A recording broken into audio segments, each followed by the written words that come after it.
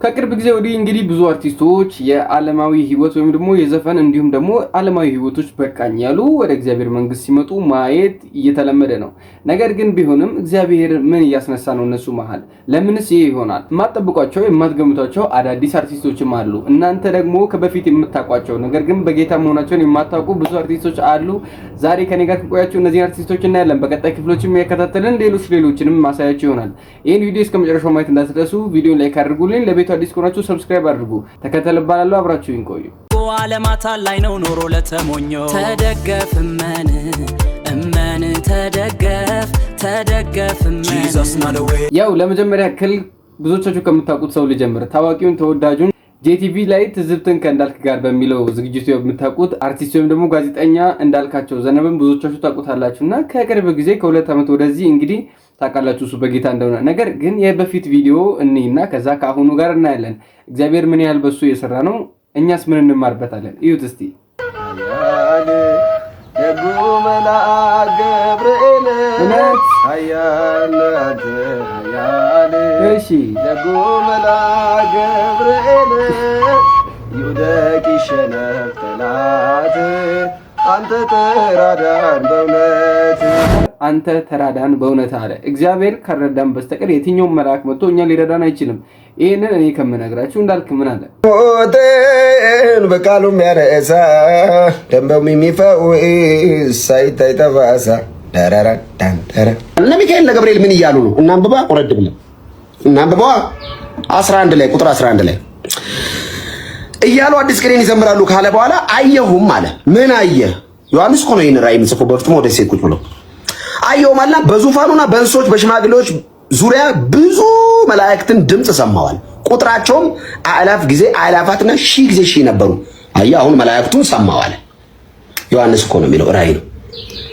እና እነኚህ መላእክት ምንድነው የሚሰሩት? ምን ያሉ እነዚህ መላእክት ሺህ ጊዜ ሺህ የሆኑት ቁጥራቸው አእላፍ ጊዜ አእላፋት የሆኑት መላእክት ምን አሉ?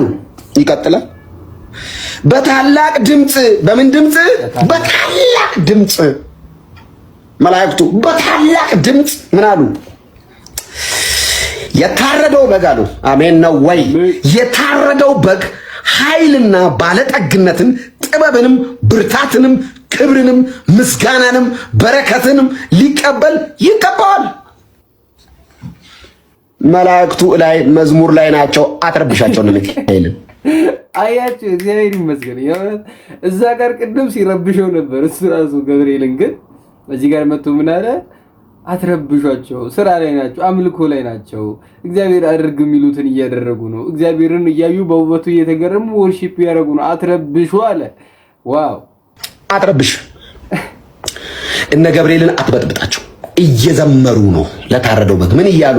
ኃይል፣ ጥበብ፣ ብርታት፣ ጉልበት፣ ባለጠግነት ይገባዋል እያሉ ይላል። በሰማይ መላእክት እየዘመሩ ነው። ደስ አይልም? እግዚአብሔር ይመስገን። እኔ እውነት ለመናገር በእንዳልክ ላይ እግዚአብሔር እየሰራ ያለው ነገር እጅግ ድንቅ ነገር ነው። እውነት ነው። በቃ የምታውቁት ነው። ደስ የሚለው የእሱ ህይወት ደግሞ ለሁላችንም ግልጽ የነበረ ህይወት ነው። ማለትም ያው ሁላችንም እናውቀዋለን። ያው እኔ ከልጅነት ጀምሮ ነው ጄቲቪ ላይ ያየሁት ያደግኩት ምናምን ነገር። ሚዲያ ላይ ደግሞ ወደ ቲክቶክም ዓለም ከመጣ በኋላ ያው ሁላችንም እያየነው ነው የኖርነውና በታለንቱ የምንገረምበት ምን የምንልበት ነገር ግን ደግሞ በየዘፈኑ ሲጨፍር ነው የምናውቀው፣ ወይም ደግሞ ስለ ሃይማኖቱ የሆነ ነገር ለማለት ሲሞክር ነው የምንሰማው ብዙ ጊዜ ምናምንና ደግሞ ዲያቆንም ነበር። እግዚአብሔር ይመስገን። ታዲያ አሁን ላይ ግን ለዋጀው ጌታ ለእውነተኛው ጌታ ለተሰቀለለት ለሞተለት ብቻ ለሚገባው ብቻ እየሰገደ የሚገባውን ብቻ እያመለከ ወደሚገባው እየለመነ ወደሚገባው እየጸለየ ወደ እውነተኛው ሊቀ ካህን ወደ ኢየሱስ ክርስቶስ የእግዚአብሔር ልጅ መጥቷል። ወደዚህ መጥተው እንግዲህ እግዚአብሔርን በድንቅ ሁኔታ ያገለገለ ይገኛል። አገልግሎቱን የምታውቁ ሰዎች አላችሁ። ባለበት በተያዘበት በኤቨርላስቲንግ ክራይስት ሪቬሌሽን ቤተክርስቲያን እንግዲህ በነቢይ ጥሌ ስር ሆኖ ማለት ነው እሱ ጋር ሆኖ እንግዲህ በሚዲያ ዘርፍ እያገለገለ ይገኛል። በዛም ብቻ ሳይሆን እንግዲህ እግዚአብሔር ረድቶት በቲክቶኩ በየላይቭ በገባ ቁጥር በጣም ለሰዎች ልብ የሚነካ ወይም ደግሞ ነፍሳትን የሚመልስ አይነት ስብከቶችን እየሰበከ ነውና ወይም ደግሞ እያስተማረ እየተናገረ የገባውን ያህል እያወራ ይገኛል። እስቲ ከሚናገራቸው ከሚያስተምራቸው ነገሮች ውስጥ አንድን ቪዲዮ ጀባ ልበላችሁና ይልኛል። ይህንን የዘላለም ህይወት ሲሸቅጡ ያሉ አንዳንድ ሰዎች ለፕራንክ ይጠቀሙታል። ሄጃለሁ፣ አይ አልሄድኩም፣ ፕራንክ ነው ይላል መጥቶ። ልሄድ ነው ወደ ቀደመው ይላል መጥቶ። ሰው እንዳይድን መንገድ ላይ ተሰንቅሮ ቆሟል። በግ ነው ብለህ ልጨብጠው ስትል ተኩላ ነው። ተኩላ ነው ብለህ ጎራ ስትለየው ይላል። አበበ ጎራ ላይ አሁን እኔ ጴንጤ ነው ብዬ አፈፍ አድርጌ ሳክፍ እንዳልሰትህ እኮ አሁን እኔ ጴንጤን ነው እንደዚህ አድርጌ ማገኘው። ተኩላን እስታለሁ እና እንዳትሳት ጎራ ላይ ተኩላ ነህ ወይስ በግ ነህ? ምክንያቱም ተኩላ ሆነ እግዚአብሔር እረኛዬ ነው አትበል። እግዚአብሔር የበግ እረኛ የተኩላዎች አይደል።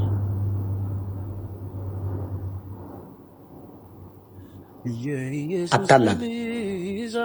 የኢየሱስ ደም ላይ አታላቅ። እግዚአብሔር ልጁ ሲያጣጥር ልጁ ሲጮህ አየህ፣ ቸርች ውስጥ ብዙ ነገር እንታገሳለን። ልጁ ሲያጣጥር ጸጥ ብሎ በልጁ ደም ላይ የሰራው የማዳን ፕሮግራም ላይ ለመቀለድ ያሰብክ ቀን ግን በዚህ የዘላለም ሕይወት ላይ የኢየሱስ ደም ላይ ለመቀለድ የተነሳ ቀን ግን እኔ አይደለሁም፣ ሰማይ አይታገስህም። እግዚአብሔር ነው የሚቆርጥህ። ያው እንግዲህ ይሄን ስክሪን ላይ ያሉ ፎቶዎችን አትታዘቡ እሺ። ያው እሱ ለነሱ ሳይሆን ያለው የላይቭ ሪካርዱ ፖስት ሲደረግ ነው የተደረገው የነሱ ፎቶ እንጂ እንዳልክ አይደለም። እነሱን ቀጥታ ለነሱ አይደለም አድሬስ ያደረገው እሺ። ከዛ አንግል እንዳታዩት ብዬ ነው። አንድ ሌላ ቪዲዮ በመረቅ ይደብራቸዋል እንዳልክ። እኔ በእውነት እኔ ደግሞ እንዳልክ ሲናገር ሲያስተምር እግዚአብሔር ምስክር እኔ በእውነት ነው የምላችሁ ለምን እንደሆነ ነፍሴ በቃ እርግጥ ብላ ትሰማለች። ማለት እኛ የምንቀናባቸውን ሰዎች ወይም ደግሞ አንዳንድ ሰዎች ከቤት ውስጥ ለመውጣት ወደ ውጪ እያዩ የነበሩትን ምሳሌ አድርገው የሚይዟቸውን ሰዎች እግዚአብሔር እየመለሰ የራሱ ያደርጋልና በጣም በቃ እኔ በእውነት እንዳልክን ሳይ ሁሌ ይበረታለሁ። ደግሞ የሚናገረው ነገር መነካቱ ለክርስቶስ ያለው ፍቅሩ በጣም ነው የሚያስገርመኝና አንድ ሌላ መልእክቱን ልድገምላችሁ ነው። ወደ ሌሎች አርቲስቶች እንሄዳለን። ልባችሁ አይታወቅ፣ በእግዚአብሔር እመኑ፣ በእኔም ደግሞ እመኑ። በአባቴ ቤት ብዙ መኖሪያ አለ። እንግዲህስ ባይሆን ባልኋችሁ ነበር። ስፍራ አዘጋጅላችሁ ዘንድ እሄዳለሁና ሄጄም ስፍራ ባዘጋጅላችሁ እኔ ባለሁበት እናንተ ደግሞ እንድትሆኑ ሁለተኛ እመጣለሁ፣ ወደ እኔም እወስዳችኋለሁ። አሜን። ልባችሁ አይታወክ። አሜን። እንሄዳለን። ሊያሳርፈን ይመጣል። ውዳችን ይመለሳል። ሙሽራችን በቅርብ ይመጣል፣ ይወስደናል። አሜን። ኢየሱስ ይመለሳል። አሜን። የሚመጣ ለምትጠብቁ ለእናንተ የሚወስዳችሁን ለምትጠብቁ ለእናንተ ፌሽታ ከፊታችሁ አለ፣ ደስታ አለ። የምትናፍቁት ኢየሱስ በቅርብ ብቅ ይላል፣ በቅርብ ይመለሳል። እንሄዳለን። አሜን። ደስ አይልም? በቃ እግዚአብሔር ይመስገን እንሄዳለን። ይሄ የዓለም ኮተት ሁሉ ነገር ያልፋል። አሁን ላይ የምናየው ነገር ሁሉ ያልፋል። አንድ ቀን እንሄዳለን፣ እናርፋለን። ክርስቲያኖች እንግዲህ ነግራችኋለሁ። ቪዲዮን ላይክ አድርጉልኝ እባካችሁን። ሰብስክራይብ በማድረግ ለብዙ ሰው እንዲዳረስ እንዲሁም ደግሞ እኔም ቪዲዮ ስለቅ ቶሎ ቶሎ እንዲደርሳችሁ ሰብስክራይብ በማድረግ እንዲሁም የደውል ምልክቷን መጫን እንዳትረሱ። አብራችሁን ቆዩ። ቀጣዩ እንግዲህ ያው ታውቃላችሁ፣ ብዙዎቻችሁ ስለሱ ሰምታችኋል። መነጋገሪያ ሆኖ ነበርና ጂ መሳይ ከበደን ሁላችሁም ታውቁታላችሁ። ጂ መሳይ እንግዲህ አገኘኋት ዘቢበዬ በሚሉ በብዙ ዘፈኖቹ እናውቀዋለን። ለግሉ ያወጣው አልበም ባይኖርም በቅርብ ጊዜ እንግዲህ ሰምታችኋል ከማዲንጎ አፈወርቅ ጋር ነው። ከዚህ ዓለም በሞት የተለየን የድምጻዊ ማዲንጎ አፈወርቅ ጋር አንድ ላይ የሰሩት ዘፈን ያለበትን አንድ ላይ እንግዲህ ሙሉ አልበም ሰርቶ ጨርሶ ወደ 10 ሚሊዮን ብር ወጪ ያወጣበትን አልበሙ ማለት ነው። ከተለያዩ ድርጅቶች ጋር ከተለያዩ ኢቨንት ኦርጋናይዘሮች ጋር ምናምን የተደረገውን ዲል አግሪመንቱን አፍርሶ ለኢየሱስ ክርስቶስ ለተገዛለት ፍቅር ምን ያህል ዋጋ እንደከፈለ እንግዲህ እንረዳለን። ይሄንን ስታዩ እንግዲህ እኔ ልላችሁ የምፈልገው እኛስ ምን ያህል ስለ ክርስቶስ ምን ጥለን ተከተለናል? ይሄንን ሁላችሁም ጥያቄ ምልክት እንዲሆንባችሁ ብዬ እላለሁኝ። ያው ሁላችንም በየራሳችን በየአቅማችን ትተን የመጣነው ነገር አለ በገባን የፍቅር በገባን የክርስቶስ ፍቅር ልክ ማለት ነውና እስቲ ዛሬ ላይ እንግዲህ ያ ጂ መሳይ ከበደ ምንድነው እያለን ያለው ወይም ደግሞ ጌታ መሳይ ከበደ ምንድነው እያለን ያለው ስሙት እስቲ። ከዛ በላይ ደግሞ የዘላለም ሕይወት የሚባለው ነገር እሱ ብዙ ሰው አይ ቲንክ የዘላለም ሕይወት የሚመስለው እኔም በፊት የሚመስለኝ የዘላለም ሕይወት ሲባል ስንሞት የሚጀምር የሚመስለን።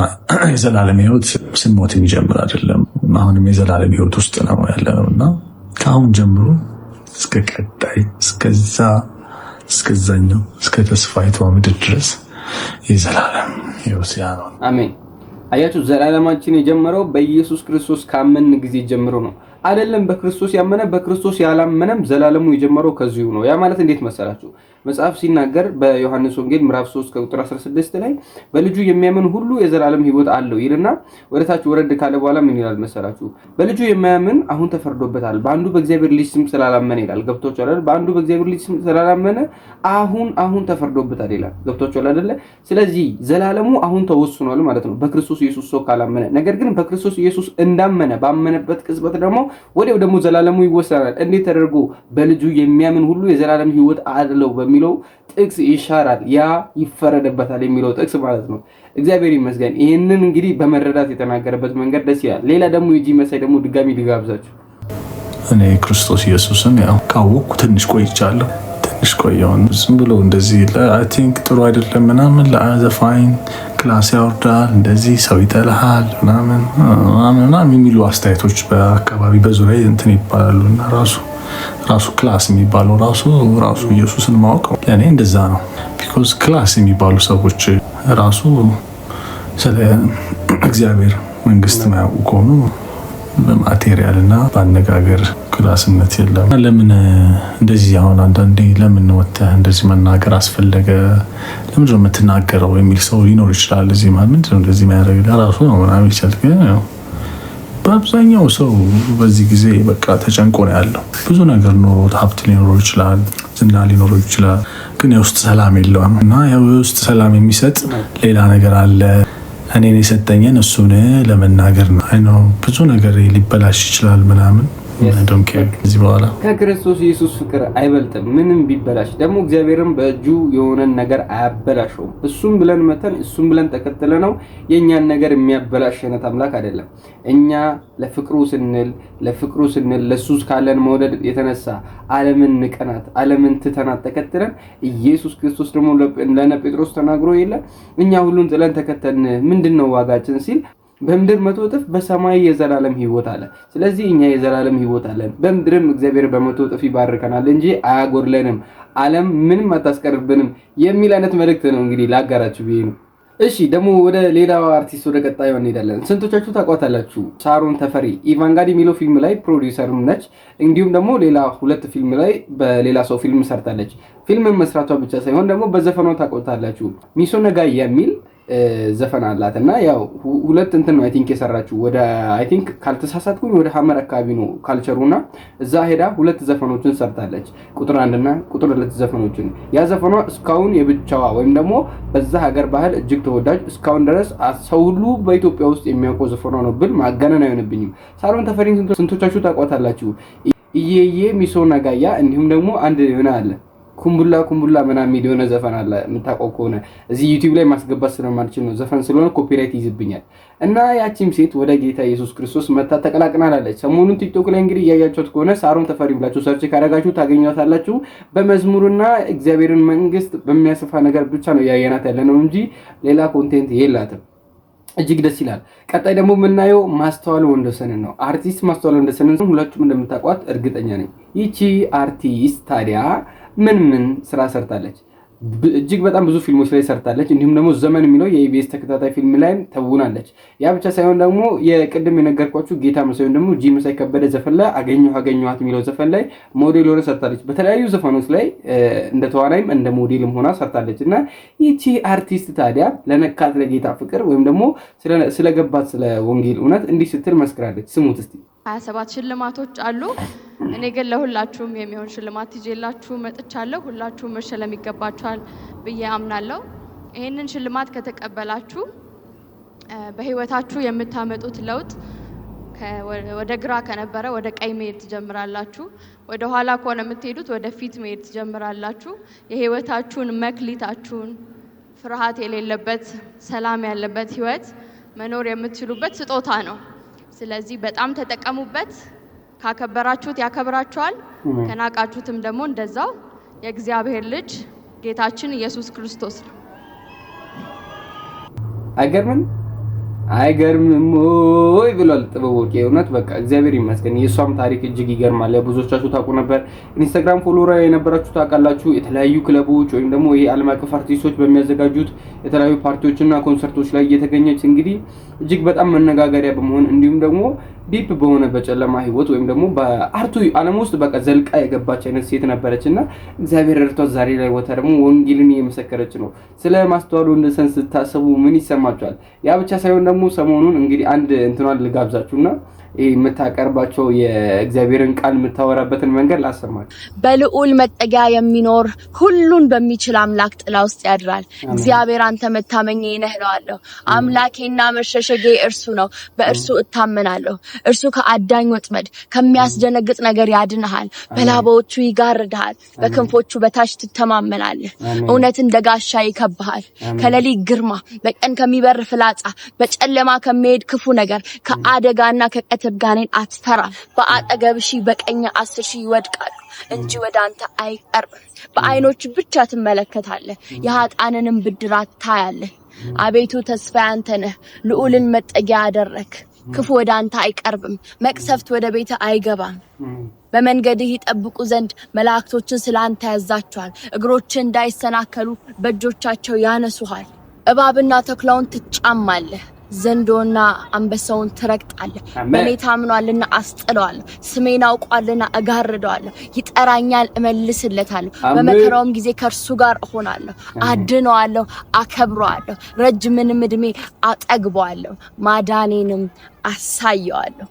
መዝሙር 91 ኧረ ጨብጭብ። በእውነት ምን ያህል ቢገባቸው ነው። እኔ እኮ እግዚአብሔር ይመስገን እውነት ለመናገር አሁን ላይ ይሄ እነዚህ ልጆች አግኝቶ የተዉት የጣሉት የናቁት እድል ብዙዎች ቢያገኙት ብናገኝ ብሎ የሚመኙት የሚለፉለት የሚተጉለት ስፍራ ነው። የናቁት የተዉት ወይም ደግሞ ይሄ ምንድነው ስለ ክርስቶስ ፍቅር ሲሉ የገፉት እድል ነውና ይሄ ዓለም የምታቀርበውን ብልጭልጩን ነገር ሁሉ ገፍተው ነው እንደዚህ ደፍሮ ወደ ጌታ የመጡትና ደግሞ መጥተውም ዝም አላሉም። ስለነካቸው ፍቅር ከውስጣቸው ስለሚፈነቅለው የሰላም የእረፍት ምንድነው የነፍስ አድን የምስራች ዜና አላረፉም።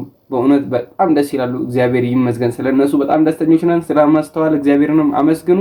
ሌላ ደግሞ አርቲስት ላሳያችሁ። እሺ ወደ ሌላኛው ታዋቂ ሰው ስንሄድ እንግዲህ ቲክቶከር ነው። ብዙዎቻችሁ ታውቁታላችሁ። እውነት ለመናገር ያው ወደ ጌታ ሳይመጣም በፊት ይታወቃል። ወደ ጌታም ከመጣ በኋላ በሚያደርጋቸው የላይቭ ላይ አገልግሎቶቹ ብዙ ሰዎች ያውቁታልና እስካቲና ወይም ደግሞ ናትናኤል ሞገስ ይባላል። ብዙዎች ይወዱታል እውነት ለመናገርና በፊት ህይወቱ እንግዲህ እሱም ያው የኦርቶዶክስ እምነት ተከታይና ያ ብቻ ሳይሆን ደግሞ ይሄ ምንድነው ሰዎችን መንገድ ላይ የሄደ ፕራንክ በማድረግ ሴቶችን እንደሚመታ በማስመሰል በማስደንገጥ ምናምን በቃ እንደዚህ አይነት ህይወት ነበረው። ያ ብቻ ሳይሆን ደግሞ ስለነበረበት የጨለማ ህይወት ሲናገር እጅግ በጣም ዓለማዊ ሰው የሚያደርገውን ነገር በሙሉ ያደርግ እንደነበረ እንዲሁም ደግሞ ዲመን ሌሊት እየመጣ ሊገለው እያፈነ ያስጨንቀው እንደነበረና ይሄንን የመሳሰሉ እጅግ ጥልቅ የሆነ የጨለማ አሰራር ላይ ተገዢ እንደነበረ ይናገራል። ነገር ግን ወደ ጌታ ከመጣ በኋላ ይህ ሰው ምን አይነት ህይወት አለው? እሺ ስሙታል። ሰው እውነተኛ አምላክ የሆኑ እግዚአብሔርን የላከውንም ኢየሱስ ክርስቶስን ካላወቅ በራሱ ህይወት የዘላለም ህይወት አባትና ልጁን ማወቅ ባይዘው ሰይጣን በጣም የሚፈልገው ነገር ምንድነው ታውቃላችሁ? ስለ ክርስቶስ ኢየሱስ እንዲበራላችሁ አይፈልግም። ለዛ ነው መጽሐፍ ቅዱስ ላይ የዚህ ዓለም አምላክ የልባቸውን ሐሳብ አሳወረ ይላል። በቃ ልብ ደግሞ የሚሰውረው በምንድነው ብትል ጌታ ክርስቶስ ኢየሱስ ላይ የእግዚአብሔር ልጅ ላይ አይን እንዳይበራ ነው ብላችሁ አትዋሹ። በሃይማኖት አትደበቁ። በሃይማኖት ቢባል ኦርቶዶክስም የራሱን ነገር ሊያነሳ ይችላል፣ ጴንጤውም ሊያነሳ ይችላል፣ እስላሙም ሊያነሳ ይችላል፣ ካቶሊኩም ሊያነሳ ይችላል። ይሄ ሁሉ ሃይማኖት ተሰብስቦ ግን ኢየሱስ ክርስቶስ ከሌለው ባዶ ሕያው አምላክ ነው። ባዶ የባዶ ባዶ ዝም ብሎ ይለፈልፋሉ፣ ዝም ብሎ ይሰክሳሉ እንጂ ህይወታቸው ጋር ምንም አይነት ነገር የለም። ሳክስ እግዚአብሔር ባዘጋጀው በልጁ በክርስቶስ ኢየሱስ ካላመናችሁ በራሳችሁ ህይወት የላችሁ። እመኑኝ የላችሁ። ለአይምሯችሁ ሊከብዳችሁ ይችላል። አንዳንዶቻችሁ የላችሁ። ደስ አይልም? እግዚአብሔር ይመስገን ስለነሱ። የእውነት እኔ በቃ በጣም ነው የምነካው ስለነሱ ሳይ እግዚአብሔር ምን ያህል እንደሚችል ነውና መጨረሻ ላይ ሐሳቤን አነሳለሁ። ይሄን ቪዲዮ የሰራሁበትን ምክንያት እነግራችኋለሁኝ ማለት ነው። ቀጣይ የምናየው እንግዲህ አርቲስት ሮቤል ግርማን ብዙዎቻችሁ ታውቁታላችሁ። የተለያዩ ፊልሞች ላይ ሰርቷል። እንዲሁም ደግሞ ከፍርሃት የማነ ጋር ያው የሰራው ፊልሙ በደንብ ይታወቅለታልና ይህ አርቲስት ታዲያ ምን ሆኖ ነው ይሄን የመሰለ ድንቅ መልእክት ያስተላለፈልን? ስሙት እስቲ ባካችሁ። ዛሬ ለትክክለኛ ጴንጦች ወይም ለጤነኞቹ ጥያቄ አለ። የኢየሱስን ፍቅር ለምዳችሁ ሰላሙን፣ ረፍቱን፣ ደስታውን አጣጥማችሁ በህልውናውስ ኖራችሁ ድምጹን ሰምታችሁ አባትነቱን አይታችሁ በቀላሉ ከዚህ እምነት ወጥተናል ለምትሉ ሰዎች ይቻላል እንዴ? የእውነት ይቻላል? ይቻላል? ይሄ በገንዘብ በጥቅም ምክንያት ለመወደድ ተብሎ የሚወጡትን አይመለከትም። እነሱ ሲጀመር አምላካቸው ሆዳቸው። ከዛ ውጪ ግን በተለያየ ምክንያት የምትወጡ ሰዎች እንደዛ መኖር ይቻላል? ደህና ናችሁ አላችሁ? እስቲ ንገሩኝ፣ የእውነት በቅንነት ንገሩኝ። እኔ ማሰቡን ራሱ ስለምፈራው ይቻላል ከዚህ ፍቅር ፈቀቅ ማለት? ከኢየሱስ ውጪ ህይወት እንዴት ነው? እንዴት ይኖራል? የእውነት እንዴት ይኖራል ያለ ኢየሱስ? ኢየሱስ ገብቶት የመጣ ሰው እንዴት ያለ ኢየሱስ ደግሞ መኖርን ይለምዳል? በጣም ከባድ ነው እውነት ለመናገርና እግዚአብሔር ይመስገን ስለነዚህ ታዋቂ ሰዎች። በቀጣይ ክፍሌ እንግዲህ ያው ደቂቃ እንዳላረዝምባችሁ አንድ ቪዲዮ ልጨምር ጨምር በሉኝ ኮሜንት ላይ እሺ፣ አንድ ቪዲዮ እንጨምር። ብዙ ክለብ ወጥቻለሁ። በጣም ብዙ ሴት አውቃለሁ። አዲስ አበባ ላይ ክለብ ላይ ጠይቁናታል። ሁሉም ያገኛል። እዚህም ያገኝ ይጠራል። ቪአይፒ፣ ባርሜሎ፣ ሁሉም ቦታ እናንተም ትሉትን ላይፍ እንዳለ ልክ መጨረሻውን ስታዩት ግን ባዶ። ልክ የሆነ ሰዓት ላይ ነገሮች እንዳለ ያቆማሉ። ከዛ ማና ማን ይቀራል? አንተና ሱስ ብቻ። ስንት ጸብ ተጣላ በስካር ሙድ፣ በጡዘት ሙድ፣ ስንት ሰው ላይ ሙድ ተያዘ። ቀልዴን አይደለም፣ ገመድ ይዤ እገባለሁ ሜዳው ልታነቅ። እዛ ጋር የምጠቃቀማቸው ነገሮች ልክ እዛ ውስጥ ሲሆን ምን እንደዚህ አይነት ነገር ውስጥ ያለሁት ብዬ ግን መጨከን አልችልም። ምክንያቱም ፈጣሪ ለዚህ ቀን አዘጋጅቶኝ ስለነበር፣ ለዚች ቀን ያዘጋጀኝ እሱ ነው። ነገም ደግሞ ገና ለትልቅ ዓላማ ያዘጋጀኛል። ደስ አይልም? እግዚአብሔር ይመስገን። ይሄንን እንግዲህ ናታን ጥሩነህን ብዙዎቻችሁ ታውቁታላችሁ ብዬ አስባለሁ። ያው ዓለም አቀፍ ባለሀብት በሚለው ኮንቴንቱ ይታወቃል። በቲክቶክ ላይ እንግዲህ በጣም ታዋቂ ነው። ልክ እንደ ናትናኤል ሞገስ ወይም ደግሞ እንደ ስካቲና ማለት ነውና ያ ብቻ ሳይሆን ደግሞ ያው የልጁ ስም ናታን ጥሩነህ ቅድም ነግሬያቸዋለሁና ያ ብቻ ሳይሆን እንግዲህ ስለራሱ ሲናገር እጅግ በጣም ጨለማ በሆነ ህይወት ውስጥ እንደነበረና ክለብ ለመውጣት ብሎ ወይም ደግሞ ክለብ ይሄ በየማታ ማታ ለሚወጡት ከሴቶች ጋር ለመጨፈር ወደሚወጡበት ቦታ ወይም ደግሞ ወደ መሸታ ቤት ለመሄድ ሲባል ቦታው ርቆበት ማለት ነው ቅርብ ቦታ ላይ ገስት ሃውስ ተከራይቶ ለአንድ ወር ለአንድ አመት እንደዛ ነበር በቃ የሚያሳልፈው ስለራሱ ላይፍ ሲናገርና እዛ ውስጥ እየቀጠለ ነገር ግን ሊሞት እንደነበረ እግዚአብሔርም እንደተናጠቀው ተናግሮ አሁን ላይ ከተማ ቀይሮ ኮምቦልቻ ላይ ተቀምጦ እግዚአብሔርን እንግዲህ ጌታ ኢየሱስ ክርስቶስን የግል አዳኙ አድርጎ ያው ቲክቶክን አሁንም ይሰራል። ነገር ግን እግዚአብሔር በሚከብርበት መንገድ ነው እየሰራ ያለው። እግዚአብሔር ይባርከው። ስለዚህ ወንድማችንም እግዚአብሔር ይመስገን። ታዲያ ቪዲዮን ሳጠቃልላችሁ ለምንድነው ተከተል ይሄን ቪዲዮ ይሰራልን ካላችሁ ይሄን ቪዲዮ የሰራሁበት ምክንያት ባለማዊ ህይወታቸው ብዙዎቹ ካላቸው ስኬት የተነሳ እኛ ምንቀናባቸው የነበሩ ወይኔ በጌታ ባልሆን ኖሮ እነሱ ነበር የምንመኛቸው የነበረው ሰዎች እኛን የሚያጓጓንን ነገር ሁሉ እነሱ ጥለው ወደ ጌታ ፍቅር ሲመጡ እግዚአብሔር ከዛ ውስጥ ተናጥቆ የራሱ ማድረግ ይችላል። የትኛውም የሱስ ጥልቀት የኃጢአት ጥልቀት ውስጥ ደግሞ ላሉት እግዚአብሔር እነሱን ማስተማር ያደርጋል። ዘፈን ሱስ ስለሆነባቸው፣ ጫት ሱስ ስለሆነባቸው፣ ሲጋራ ሱስ ስለሆነባቸው የተለያዩ ሱስ ውስጥ ወይም ደግሞ እስራት ውስጥ ላሉ ሰዎች እግዚአብሔር እነሱን አሳይቶ ማስተማሪያ ስላደረጋቸው ስለነሱ እግዚአብሔር ይመስገን። እግዚአብሔር ይችላል የሚለውን እንድንማርበት ነው። በዚህ ኮንቴንት ሊቀጥል ተመቻችሁ ወደዳችሁ ወይስ ሐሳብ አስተያየት አላችሁ? ኮሜንት ላይ አሳውቁልኝ። አብራችሁን ስለቆያችሁ አመሰግናለሁ። ቪዲዮን ላይክ አድርጉልኝ። ለቤቱ አዲስ ከሆናችሁ ሰብስክራይብ ማድረግ እንዳትረሱ። ይመቻችሁ።